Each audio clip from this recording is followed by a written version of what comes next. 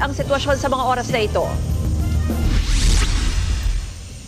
Ruth, nagpulasan mula sa mga gusali at bahay ang mga residente sa Baguio City nang maramdaman ng magnitude 4.4 na lindol kaninang alas 10 ng umaga. Nasa kalagitnaan kami ng pagtatrabaho sa opisina kanina nang makaramdam ng pagyanig. Kaya agad kaming nagsilabasan papunta sa open area. Naramdaman din yan sa iba pang mga lugar dito sa Baguio. Ang mga empleyado sa Baguio City Hall napalabas mula sa kanilang opisina at pinatunog ang sirena ng City Hall para bigyang babala ang mga residente.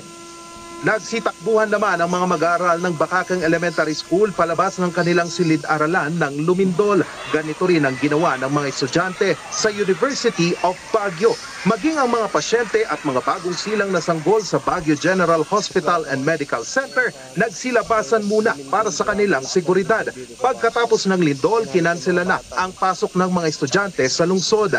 Sa probinsya ng Benguet, dumiretso sa open grounds ang mga empleyado ng Kapitolyo. Sa bayan naman ng Pugo kung saan naitala ang epicenter ng lindol, naghulugan ang ilang paninda sa tindahang ito. Agad ding lumabas ang ilang mga residente mula sa kanilang bahay. Pakinggan natin ang pahayag ng ilang mga residente. Nakakaramdam pa rin po ako ng paghihilo kasi grabe ang lakas. Nandyan po kami naglalakad, tapos kala ko may tumulak lang sa akin. Natatakot, ma'am. Hanggang ngayon. Opo.